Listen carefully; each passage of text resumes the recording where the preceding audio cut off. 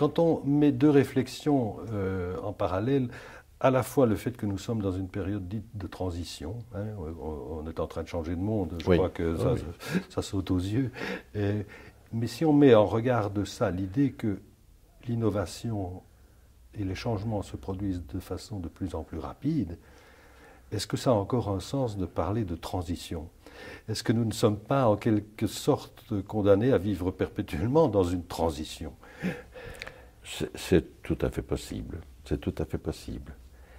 Maintenant, il faudra voir si les générations suivantes ne seront pas éduquées. Parce qu'il y a quand même une grosse antinomie, un grand hiatus entre nos systèmes d'enseignement et l'évolution du monde. On enseigne quand même fort comme il y a 20, 30, 40 ans.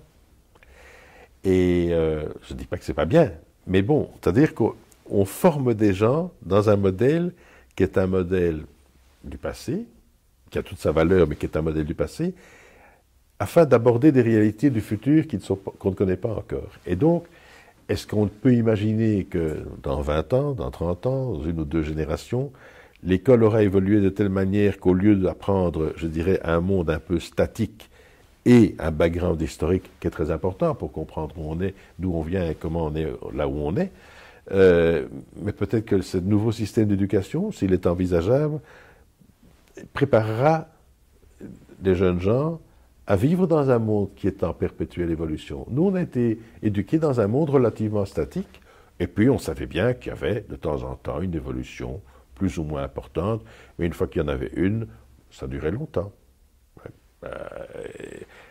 La radio, ça a marché très longtemps, ça marche toujours, mais on l'écoute en voiture, etc. Il y a eu la télévision, mais qui a marché aussi depuis les années 60. Oui, et on remarque d'ailleurs qu'une innovation dans ce monde-là n'est pas exclusive. Non, elle ne balaye pas les autres.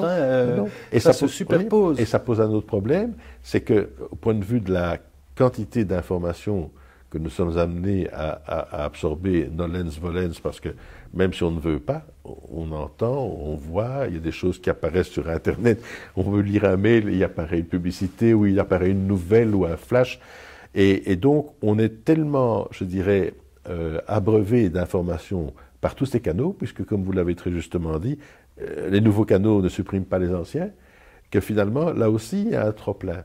Et un trop-plein qui n'est pas toujours de grande qualité. C'est difficile de savoir démêler le vrai du faux. Souvent, dans l'information, l'abondance est l'inverse de la pertinence.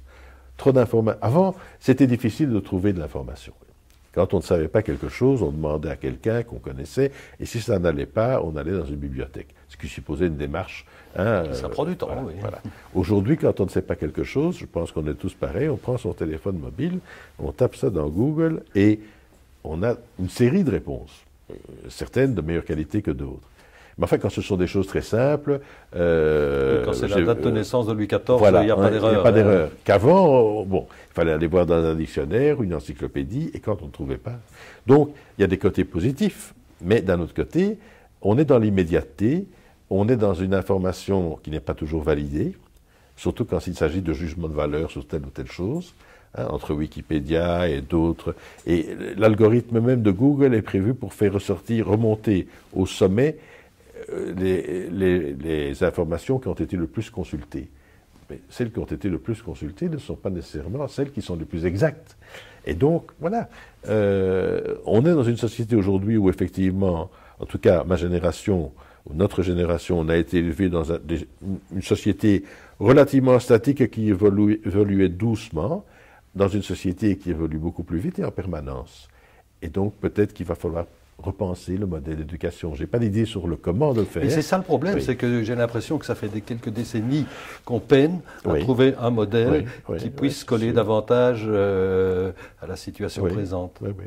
Qui, comme vous le dites, risque d'être... On essaye beaucoup de choses, mais qui s'avèrent dans beaucoup de cas relativement inadaptées. Et là, je me demande, c'est peut-être pas tellement au niveau des connaissances, ça c'est le savoir ou le savoir-faire, mais c'est au niveau du savoir-être et du savoir-devenir que peut-être il va falloir penser à comment, et je n'ai pas d'idée précise là-dessus, comment, je dirais, parler aux jeunes gens, à partir de l'école primaire jusqu'à l'université, jusqu'au moment où ils font des études, mais en tout cas le primaire et le secondaire, puisqu'on doit aller à l'école jusqu'à 18 ans dans notre pays, comment les former à l'idée que le changement, c'est le quotidien, alors que pour nous, c'est encore, ça change encore, c'est l'exceptionnel. Oui, c'est l'exceptionnel. Enfin, c'est un exceptionnel qui est tellement fréquent que bon, on commence à s'habituer, mais malgré tout, à chaque fois, il faut s'adapter. Alors que c'est comme si on devait faire, et on doit, je pense, le faire, un effort. Alors que peut-être une autre forme de préparation, pour autant que ce soit possible et que la nature humaine, que ce soit compatible avec la nature humaine, je n'en sais rien. Là, je pense que des psychologues et autres pourraient nous aider pour voir si effectivement la nature humaine et l'esprit humain est capable de vivre dans une instabilité permanente, dans un changement permanent.